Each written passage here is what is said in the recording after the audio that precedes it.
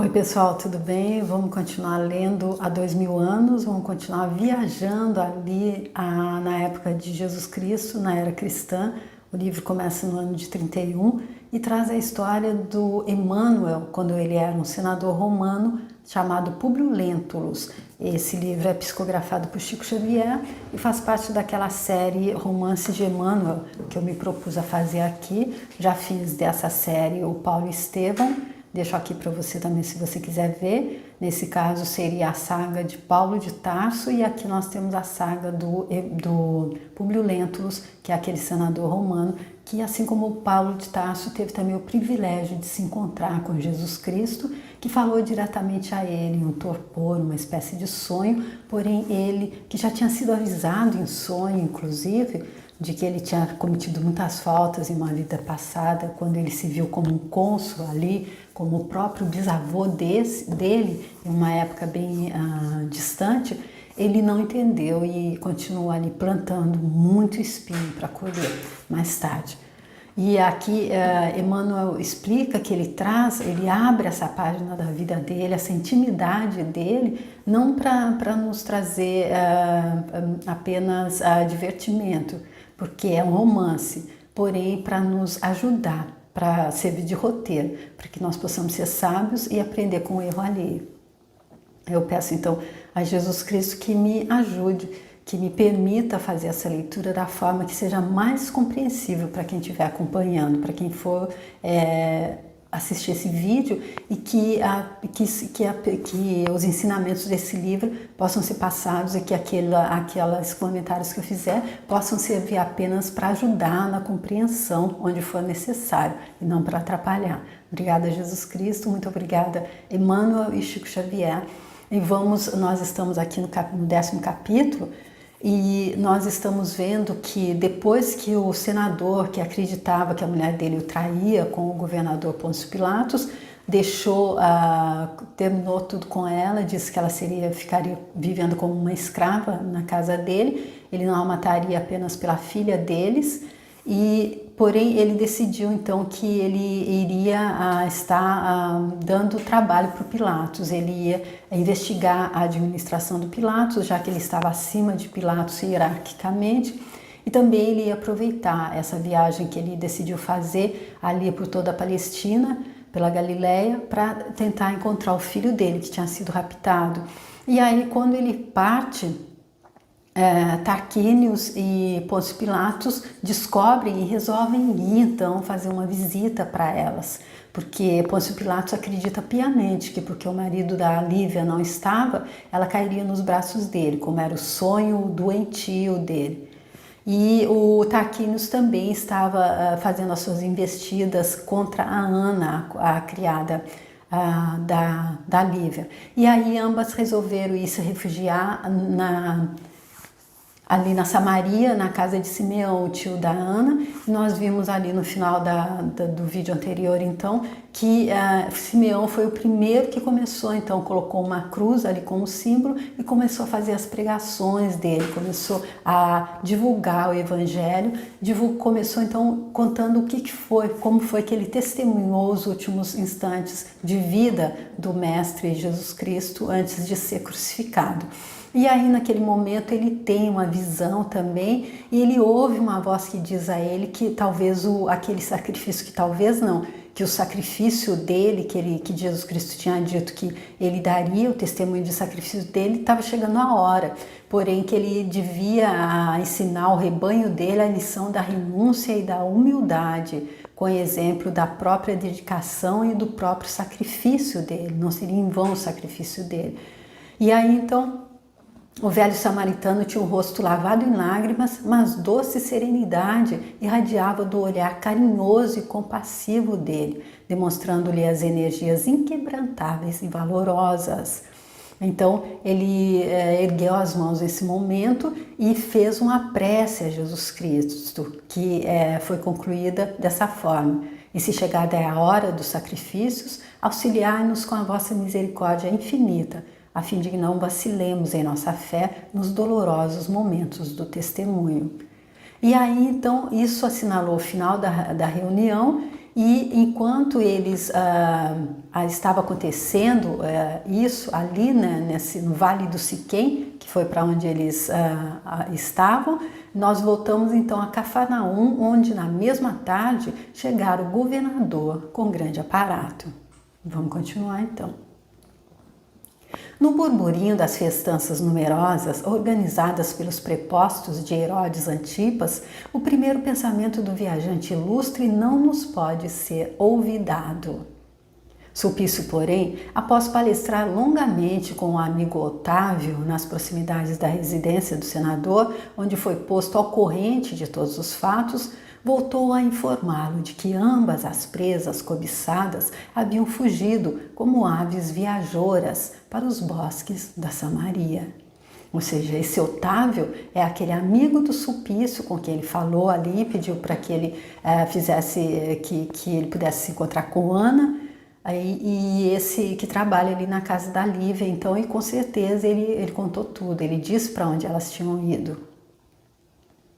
O governador surpreendeu-se com a resistência daquela mulher, tão acostumado estava ele às conquistas fáceis, admirando-lhe intimamente o nobre heroísmo e pensando que, afinal, constituía atitude injustificável da parte dele tal obstinação no assédio, mesmo porque não lhe faltariam mulheres tentadoras e formosas, desejosas de captarem a estima dele no caminho da sua alta posição social na Palestina. Ao mesmo tempo em que dava curso a esses pensamentos, o espírito perverso do lictor, antegozando a trabalhosa conquista da vítima dele, murmurava-lhe ao ouvido: Senhor governador, se consentirdes, irei a Samaria da Judéia informar-me do assunto. Daqui ao Vale de Siquém deve mediar pouco mais de 30 milhas, o que vem a ser um salto para nossos cavalos. Levaria comigo 6 soldados, bastando esses homens para manter a ordem em qualquer lugar destas paragens. Ou seja, aqui a gente vendo que mesmo quando aquele que está mais influenciado pelas forças do mal tem um momentinho assim de lucidez iluminada, porque ele pensou aqui, ele admirou que ela realmente não era fácil, ela ela tinha um nobre heroísmo e afinal não ia faltar mulher para ele. Ele podia, com o poder que ele tinha, ele podia ter todas. Ele tinha o local ali especial no palácio dele para receber as amantes dele. E então ele já estava até pensando em talvez ele fosse deixá-la, não fosse atrás. Porém foi o Tarquínio que veio então com a ideia de que ele poderia ir então caçá-las para eles, já que Tarquínio também estava interessado na Ana. Sulpício: por mim não vejo mais necessidade de semelhantes providências, exclamou Pilatos resignado. Mas agora, explicou Lictor com interesse, se não é por vós, deve ser por mim, porque me sinto escravizado a uma mulher que devo possuir de qualquer maneira. Ou seja, aqui ele mostrando o grau de elevação moral dele que conseguiu ultrapassar o do Pilatos. Sou eu agora quem vos pede humildemente a concessão dessas providências, acentuou ele desesperado no auge dos seus pensamentos impuros.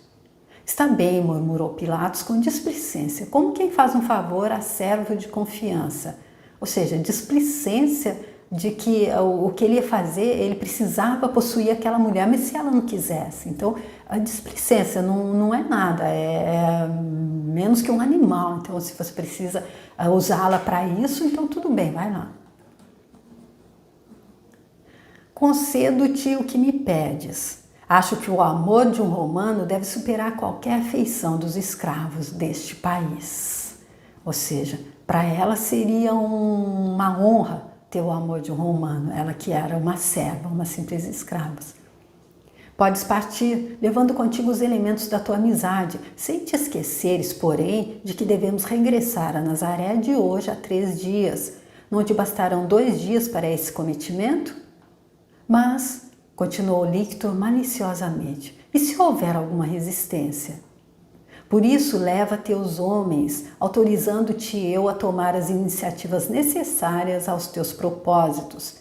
Em qualquer missão, jamais te esqueças prestar aos patrícios os favores da nossa consideração, mas aos que não o sejam, faze a justiça do nosso domínio e da nossa força implacáveis. Ou seja, aquela coisa, quem fosse da raça deles, sim, tinha que ter o favor da consideração. Porém, aqueles que não fossem, é exatamente com quem eles iriam tratar, à exceção de Lívia, todos ali não eram romanos, então faze a justiça do nosso domínio e da nossa força implacáveis. Ele foi autorizado por Pilatos. Na mesma noite, Sulpício Tarquínios escolheu os homens de mais confiança e pela madrugada 7 cavaleiros audaciosos puseram-se a caminho, trocando os jinetes fogosos nas paradas mais importantes em demanda da Samaria. O lictor encaminhava-se para sua aventura como quem segue para o desconhecido, com o propósito firme de atingir os fins sem cogitar dos meios. Turbilhonavam-lhe no cérebro pensamentos condenáveis, afogando o coração inquieto e louco numa onda de anseios criminosos e indefiníveis. Ou seja, a pessoa quando se entrega ali realmente a ser dirigida pelas forças das trevas, ela é capaz de qualquer coisa, os pensamentos condenáveis, porque tudo começa em um pensamento, então as ações são condenáveis também, porque do pensamento vem o sentimento, e os sentimentos de alguém que não tem muita moral vai culminar em ações realmente que devem ser criminosas, não é? Voltando, todavia, nossa atenção para a casa humilde do vale, vamos encontrar Simeão em grandes atividades naquela manhã inovidável da vida dele. Após o almoço frugal, organizadas todas as anotações e pergaminhos, depois de mais de 1 hora de meditação e preces fervorosas, e quando o sol já declinava, reuniu as hóspedes, falando-lhes gravemente: Filhas, a visão dos meus pobres olhos em nossas preces de ontem representa uma séria advertência para o meu coração. Ainda esta noite e hoje, durante o dia, tenho ouvido apelos suaves que me chamam e, sem explicar a justa razão deles, tenho um íntimo saturado de branda serenidade, na suposição de que não deve tardar muito a minha ida para o reino. Algo, porém, me fala ao espírito que ainda não soou a hora da vossa partida. E considerando o ensinamento do nosso mestre de bondade e misericórdia sobre os lobos e as ovelhas, devo resguardar-vos de qualquer perigo. É por isso que vos peço acompanhar-me. Assim dizendo, o respeitável ancião pôs-se de pé e, caminhando para o casebre dele, deslocou blocos de pedra de uma abertura na parede empedrada, exclamando imperativamente na sua serena simplicidade: Entremos. Mas meu tio, obtemperou Ana com certa estranheza, serão necessárias tais providências? Filha, nunca discutas o conselho daqueles que envelheceram no trabalho e no sofrimento. O dia de hoje é decisivo e Jesus não me poderia enganar o coração. Ou seja, aqui ele está sendo guiado, porque mais uma vez ali, se acontecesse de eles estar chegando e ele pegasse ali realmente, elas não estavam na hora delas dar o sacrifício delas. Foi isso que ele disse que viu ali na visão que ele teve. E com certeza agora ele responde a Ana quando ela pergunta: é preciso tudo isso? Que ele está sendo guiado, é Jesus Cristo que está guiando, é dessa forma que deve ser. Mas será possível então que o Mestre nos vá privar da vossa presença carinhosa e consoladora? Exclamou a pobre rapariga banhada em pranto enquanto Lívia os acompanhava sensibilizada, trazendo pela mão a filha estremecida. Sim, para nós, revidou Simeão com serena coragem, mirando o azul do céu. Deve existir uma só vontade, que é a de Deus. Cumpram-se, pois, nos escravos os desígnios do Senhor. Então aqui ela dizendo, mas ele nos privaria da sua presença, já que era ali um pilar para elas, não é? Aí ele dizendo, não, a única coisa, deve existir uma só vontade. E a vontade de Deus, eu acredito que não é privar ninguém de ninguém, é apenas dar oportunidade a todos nós que possamos evoluir. É essa vontade de Deus, que todos nós voltemos para Ele. Se a gente, na nossa caminhada aí meio às cegas, a gente plantou coisas que vai nos fazer sermos privados de alguém, ou vai fazer com que a gente colha alguma coisa que não é tão agradável de colher, não é porque Deus quer, é porque Deus permite para que nós possamos voltar para Ele. É a minha forma de entender. Nesse Comenos, penetraram os 4 numa galeria, que a distância de poucos metros ia dar num modesto refúgio talhado em pedras rústicas, afirmando o ancião em tom solene. Há mais de 20 anos não abro este subterrâneo a pessoa alguma. Recordações sagradas da minha esposa fizeram-me encerrá-lo para sempre, como o túmulo de minhas ilusões mais queridas. Mas hoje de manhã o reabri resolutamente. Retirei os tropeços do caminho, coloquei aqui os apetrechos necessários ao descanso de um dia, pensando na vossa segurança até a noite. Este abrigo está oculto nas rochas, que junto das oliveiras fazem o ornamento do nosso recanto de orações. E não obstante parecer abafado, o ambiente recebe o ar puro e fresco do vale, como a nossa própria casa. Ficai aqui tranquilas. Alguma coisa me diz ao coração que estamos atravessando horas decisivas. Trouxe o alimento preciso para as 3, durante as horas da tarde, e caso eu não volte à noitinha, já sabem como devem mover a porta empedrada que dá para o meu quarto. Daqui ouvem-se os rumores das cercanias, o que vos possibilitará a compreensão de qualquer perigo. E mais ninguém conhece este refúgio? Perguntou Ana ansiosa. Ninguém, a não ser Deus e os meus filhos ausentes. Lívia, profundamente comovida, ergueu a voz do seu sincero agradecimento. Simeão, disse ela, eu que conheço a têmpera do inimigo, justifico os vossos temores. Jamais esquecerei vosso gesto paternal, salvando-me do verdugo impiedoso e implacável. Senhora, não agradeçais a mim que nada valho. Agradeçamos a Jesus os desígnios preciosos dele no momento amargo das nossas provas. Arrancando uma pequena cruz de madeira tosca das dobras da túnica humilde, entregou-a à esposa do senador, exclamando com voz serena. Só Deus conhece o minuto que se aproxima e esta hora pode assinalar os derradeiros momentos do nosso convívio na terra. Se assim for, guardai esta cruz como recordação de um servo humilde. Ela traduz a gratidão do meu espírito sincero. Como Lívia e Ana começassem a chorar com as palavras comovedoras dele, continuou o ancião com voz pausada. Não choreis, se este minuto constitui um instante supremo, se Jesus nos chama ao seu trabalho um antes dos outros, lembremos-nos de que um dia nos reuniremos todos nas luzes cariciosas do reino de amor e misericórdia dele, onde todos os aflitos hão de ser consolados. Gente, que consolo grandioso esse, não é? É óbvio que a gente chora, porque como humanos a gente aprendeu aquele amor apego e aí a gente sente muita saudade também, isso é humano.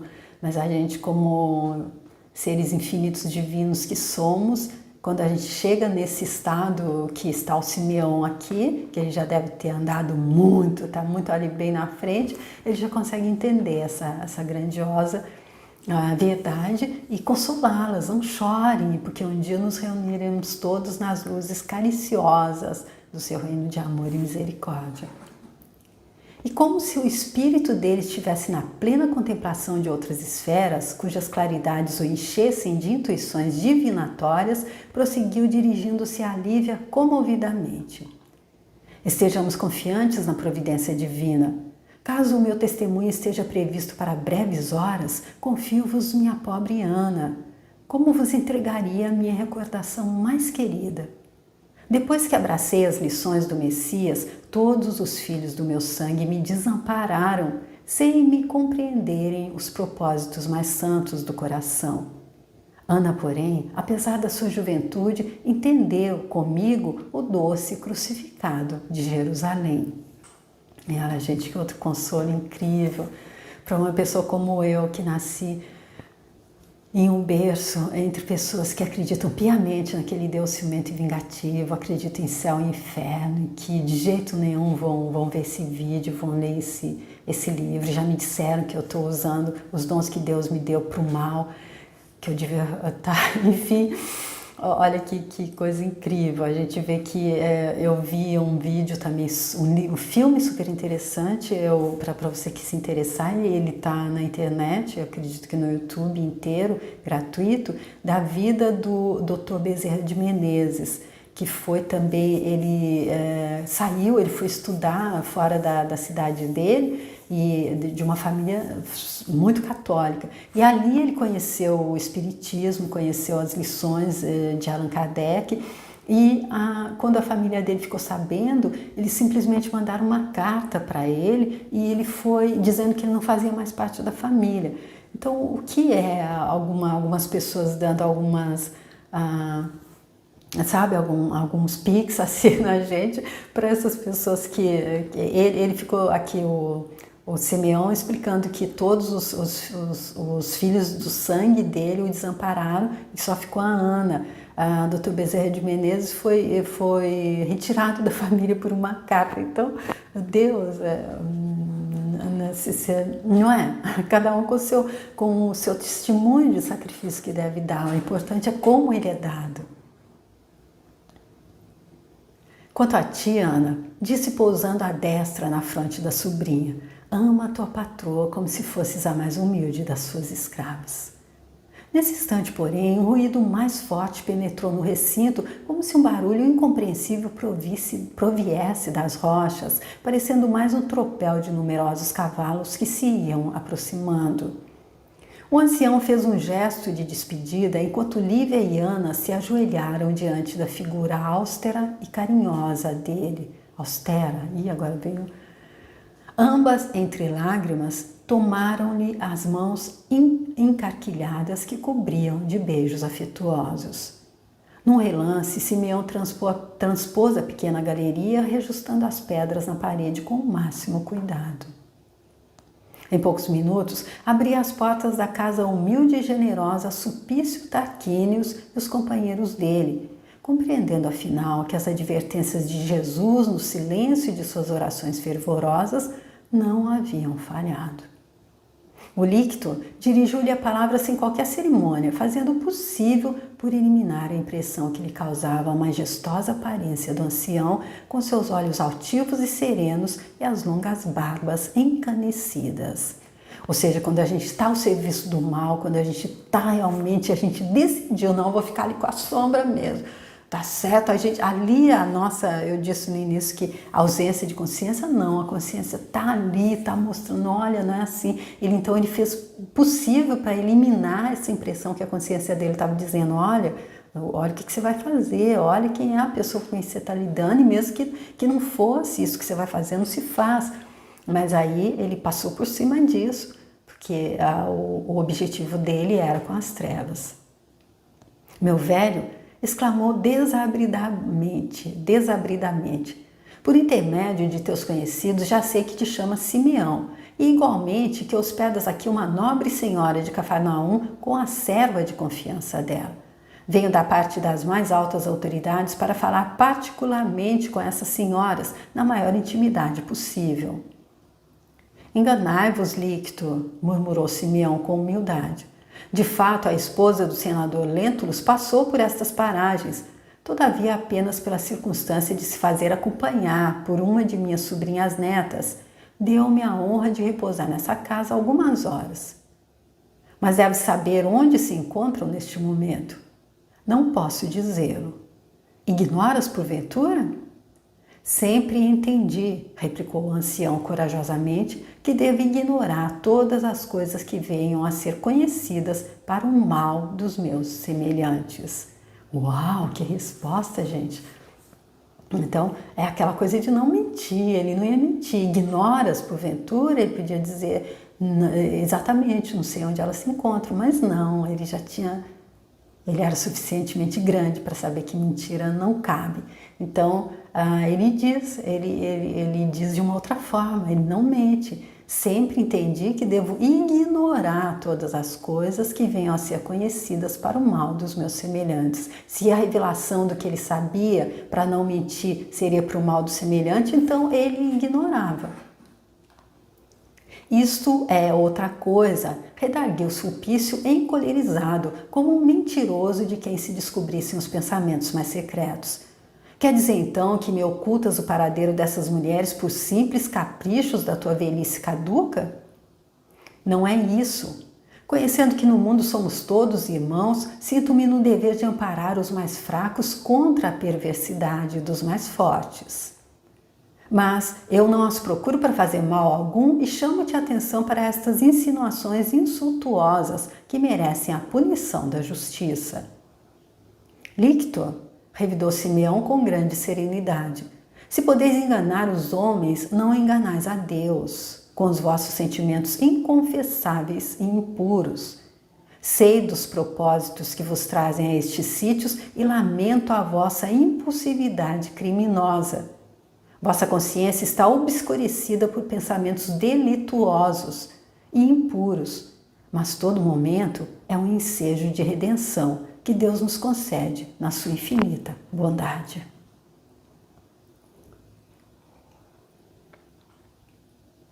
Então aqui mais uma vez, Deus, Jesus Cristo, dando a ele, ao Lictor, ao Tarquinius, a oportunidade também de cair em si, porque ele está mostrando que ele sabe tudo que passa, apesar da Ana ter contado, ele sabe quais são os intentos dele. E aí ele diz a ele que a consciência dele está obscurecida, é isso na verdade, consciência obscurecida, a gente vai colocando tanta tralha assim em cima, tanta maldade, tanta escuridão que fica obscurecida. Porém, Deus dá que no momento que a pessoa quiser, por pior que seja o que ela está fazendo, por isso que eu disse ali no momento que o Públio, ali na crucificação de Jesus Cristo, se ele tivesse ido, se ele tivesse mostrado que ele tinha entendido, que a ficha tinha caído, ele teria sido recebido. É óbvio que não passar a mão na cabeça e agora vem comigo. Não, colhe que você plantou e depois você vem comigo, como aconteceu com Paulo de Tarso. Voltai atrás da insídia que vos trouxe e ide noutros caminhos, porque assim como o homem deve salvar-se pelo bem que pratica, pode também morrer pelo fogo devastador das paixões que o arrastam aos crimes mais hediondos. Então aqui ele dando um alerta a ele, olha, você ainda tem tempo, pega outro caminho, porque a pessoa se salva pelo bem que pratica, mas ela morre pelo fogo devastador das paixões que o arrastam aos crimes mais hediondos. Velho infame, exclamou Sulpício Tarquinius, rubro de cólera, enquanto os soldados observavam admirados a serena coragem do valoroso ancião da Samaria. Bem me disseram teus vizinhos ao me informarem a teu respeito que és o maior feiticeiro destas paragens. Adivinho, maldito, como ousas afrontar deste modo os mandatários do império? Adivinho, maldito, como ousas afrontar deste modo os mandatários do império quando te posso pulverizar com uma simples palavra? Com que direito escarneces do poder? Com o direito das verdades de Deus que nos mandam amar o próximo como a nós mesmos. Se sois prepostos de um império que outra lei não possui além da violência impiedosa na execução de todos os crimes, sinto que estou subordinado a um poder mais soberano do que o vosso, cheio de misericórdia e bondade. Esse poder e esse império são de Deus, cuja justiça misericordiosa está acima dos homens e das nações. O mesmo diálogo ali que Jesus Cristo teve com o Públio, que também está atrelado, amarrado a esse poder, o poder do império, o poder externo. E não entendeu que o verdadeiro império, o verdadeiro poder é o de Deus. Compreendendo-lhe a coragem e a energia moral inquebrantáveis, o Lictor, embora fremente de ódio, revidou em tom fingido. Está bem, mas eu não vim aqui para conhecer as tuas bruxarias e o teu fanatismo religioso. De uma vez por todas, queres ou não prestar-me as informações precisas acerca das tuas hóspedes? Não posso, replicou Simeão corajosamente. Minha palavra é uma só. Então prendei-o, disse, dirigindo-se aos seus auxiliares, pálido de cólera ao se ver derrotado naquele duelo de palavras. O velho cristão da Samaria foi submetido aos primeiros vexames por parte dos soldados, entregando-se, porém, sem a mínima resistência. Aos primeiros golpes de espada, exclamou Sulpício sarcasticamente: então onde se encontram as forças do teu Deus que te não defende? Seu império é assim tão precário? Por que não te socorre os poderes celestiais, eliminando-nos com a morte em teu benefício? Uma gargalhada geral seguiu-se a essas palavras, partida dos soldados que acompanhavam gostosamente os ímpetos criminosos do seu chefe. Simeão, todavia, tinha as energias preparadas para o testemunho da fé ardente e sincera. De mãos amarradas, pôde ainda revidar com a serenidade habitual: Lictor, ainda que eu fosse um homem poderoso como teu César, nunca ergueria a voz para condenar a morte de quem quer que fosse à face da terra. Sou dos que negam o próprio direito da chamada legítima defesa, porque está escrito na lei que não matarás, sem nenhuma cláusula que autorize o homem a eliminar o irmão nessa ou naquela circunstância. Toda a nossa defesa nesse mundo está em Deus, porque só Ele é o Criador de toda a vida e somente Ele pode pôr e dispor dos nossos destinos. Sulpício experimentou o apogeu do ódio dele em face daquela coragem indomável e esclarecida, e avançando para um dos prepostos, exclamou enraivecido: Mércio, toma tua conta este velho imbecil e feiticeiro, guarda-o com atenção e não te descuides. Caso tente fugir, mete-lhe o chanfalho. O venerável ancião, consciente de que atravessava as horas supremas dele, encarou o agressor com heróica humildade. Sulpício e os companheiros invadiram-lhe a casa e o quintal, expulsando-lhe uma velha serva a palavrões e pedradas. No seu quarto encontraram as anotações evangélicas e os pergaminhos amarelecidos, além de pequenas lembranças que guardava em memória dos seus afetos mais queridos. Todos os objetos de suas recordações mais sagradas foram trazidos à presença dele, onde foram quebrados sem piedade. Perante seus olhos serenos e bons, dilaceraram-se túnicas e papiros antigos, entre sarcasmos e ironias revoltantes. Terminada a devassa, o lictor, de mãos nas costas, examinando intimamente a melhor maneira de arrancar-lhe a desejada confissão sobre o paradeiro de suas vítimas, andou pelas adjacências mais de 2 horas, voltando à mesma sala onde o interpelou novamente. Simeão, disse ele com interesse, satisfaz meus desejos e te concederei a liberdade. Por esse preço, toda a liberdade me seria penosa. Deve preferir-se a morte a transigir com o mal, respondeu o ancião com a mesma coragem. Sulpício Tarquínios rilhou os dentes de fúria ao mesmo tempo em que gritava possesso: Miserável, saberei arrancar-te a confissão necessária. Isso dizendo, encarou fixamente o enorme cruzeiro que se levantava a poucos metros da porta e, como se houvesse escolhido o melhor instrumento de martírio para arrancar-lhe a revelação desejada, dirigiu seus soldados em voz soturna: Amarremo-lo à cruz como o mestre das feitiçarias dele. Recordando-se dos grandes momentos do Calvário, o ancião deixou-se levar sem nenhuma relutância, agradecendo intimamente a Jesus pelo aviso providencial, a tempo de salvar das mãos do inimigo aquelas que considerava como filhas muito amadas. No ápice, os soldados o amarraram na base do pesado madeiro sem que a vítima demonstrasse um único gesto de resistência.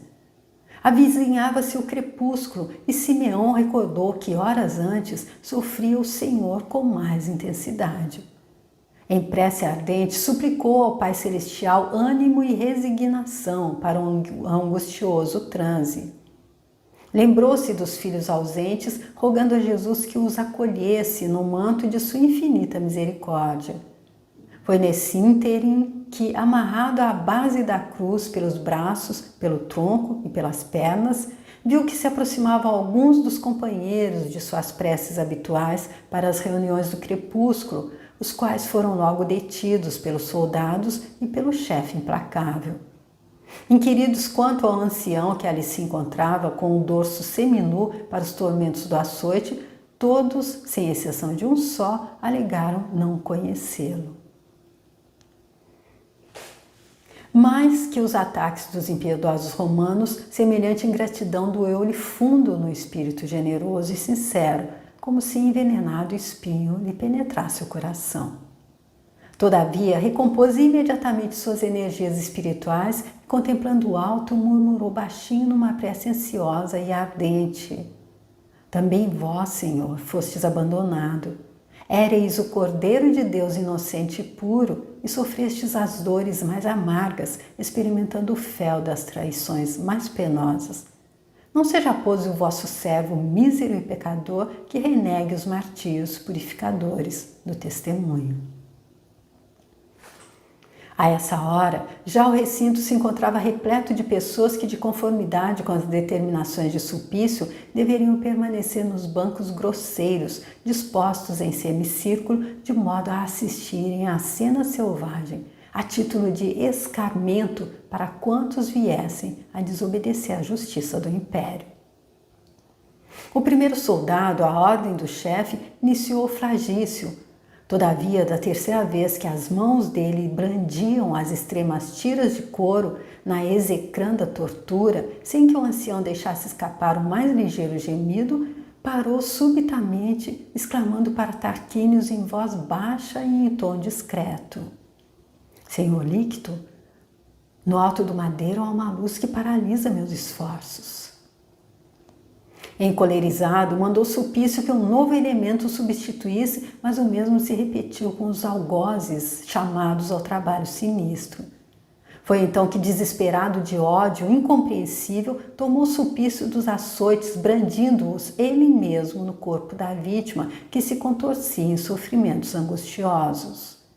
Simeão, banhado de suor e sangue, sentiu o estalar dos ossos envelhecidos que se quebravam aos pedaços cada vez que o açoite lhe lambia as carnes enfraquecidas. Os lábios dele murmuravam preces fervorosas, apelos a Jesus para que os tormentos não se prolongassem ao infinito.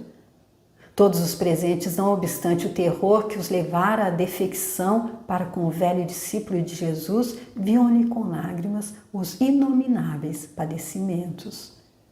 Em dado instante, a fronte pendeu, quase desfalecida, pronunciando o fim de toda a resistência orgânica em face do martírio. Sulpício Tarquínios parou então por um minuto a sua obra nefanda e, aproximando-se do ancião, falou-lhe ao ouvido com ansiedade: Confessas agora? Mas o velho samaritano, temperado nas lutas terrestres por mais de 70 anos de sofrimento, exclamou exausto em voz sumida: O cristão deve morrer com Jesus, pelo bem e pela verdade. Morre então, miserável, gritou Sulpício em voz estentórica e, tomando da espada, enterrou-lhe a lâmina no peito deprimido. Viu-se o sangue jorrar em borbotões vermelhos e abundantes. Nessa hora, cansado do martírio, o ancião viu sem temor o ato supremo que poria termo aos padecimentos dele. Experimentou a sensação de um instrumento estranho que lhe abriu o peito dolorido, sufocado por mortal angústia. Num relance, porém, lobrigou duas mãos de neve translúcidas que pareciam alisar-lhe carinhosamente os cabelos embranquecidos. Notou que o cenário se havia transformado enquanto fechara ligeiramente os olhos no momento doloroso. O céu não era o mesmo, nem mais à frente dele via traidores verdugos.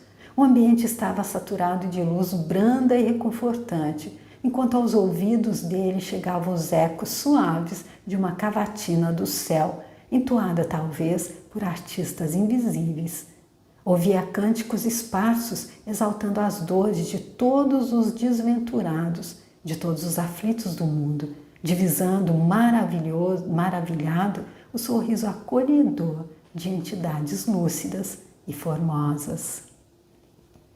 Afigurava-se-lhe reconhecer a paisagem que o recebia, supunha-se transportado aos deliciosos recantos de Cafarnaum nos instantes suaves em que se preparava para receber a bênção do Messias, jurando haver aportado por processo misterioso numa Galiléia de flores mais ricas e de firmamento mais belo. Havia aves de luz como lírios alados do paraíso, cantando nas árvores fartas e frondosas que deviam ser as do Éden celestial. Buscou senhorear-se das suas emoções nas claridades dessa terra prometida, que a seus olhos deveria ser o país encantado do reino do Senhor. Por um momento lembrou-se do orbe terrestre, das suas últimas preocupações e das suas dores. Uma sensação de cansaço dominou-lhe então o espírito abatido, mas uma voz que os ouvidos dele reconheceriam entre milhares de outras vozes falou-lhe brandamente ao coração. Simeão, chegado é o tempo do repouso. Descansa agora das mágoas e das dores, porque chegastes ao meu reino, onde desfrutarás eternamente da misericórdia infinita do nosso Pai. Então aqui, a gente para por aqui, porque foi bem denso, foi bem forte aqui essa passagem, né?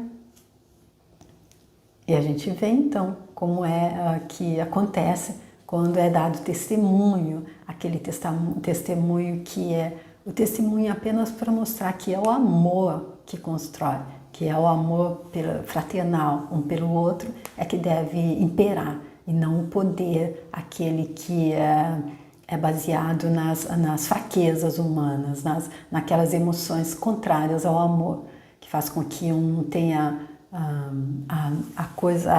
a visão tão fechada desse jeito para cometer um ato desse contra um outro. E então aqui a recompensa, mostra qual é a recompensa, quando a gente consegue dar esse testemunho com essa envergadura de coragem, e de acordo com o Dr. Laí Ribeiro, coragem não é falta, não é ausência de medo, é fazer com medo mesmo. Então quando a gente tem certeza de que do outro lado está esperando, se a gente for passar por cima daquela ponte, embaixo está cheio de jacaré e é só uma coisinha estreita, mas a gente sabe que se a gente conseguir se equilibrar, vai chegar ali do outro lado e vai ter o paraíso, e a gente vai se encontrar com alguém que vai, o nosso mestre maior, aí então a gente passa, a gente vai.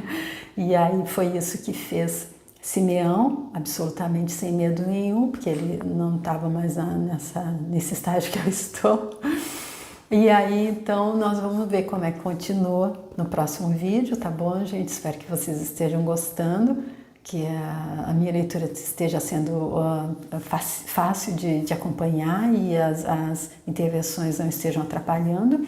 E agradeço a Jesus Cristo por ter nos dado mais essa oportunidade, de mais essa parte desse livro grandioso, que, como Emmanuel explicou, só veio, ele só permitiu que essa intimidade dele fosse aberta desse jeito, para que nos servisse de roteiro, para que a gente não precise plantar tanto sofrimento, para que a gente aprenda, nós sejamos sábios, aprendamos com o erro alheio. A gente não precisa ser inteligente para errar e aprender com o erro, pelo menos, mas precisa errar. Isso, mas se a gente, tomara que a gente não precise ser aquele que, mesmo errando, não aprende, continua achando que, não entendendo como é que que a banda toca.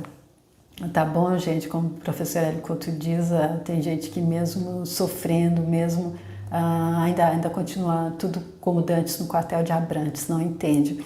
Mas eu agradeço muito você que esteja me acompanhando, você que manda mensagens, você que quiser compartilhar o vídeo para alguém, eu vou ficar super feliz, especialmente se essa pessoa, com certeza, qualquer pessoa que for fazer, entender, como que fala, estudar, ler, ouvir os ensinamentos desse livro, vai fazer diferença na vida dessa pessoa. Então, se você quiser passar para alguém, se quiser deixar sua curtida, e se quiser se inscrever no canal, tem os outros 2 livros dele, que é Paulo e Estevão e o Boa Nova, tá bom? E muitos outros livros lá também. Se for leve para você quiser me visitar lá no meu canal, vou ficar super feliz. Muito obrigada, até o próximo vídeo. Tchau!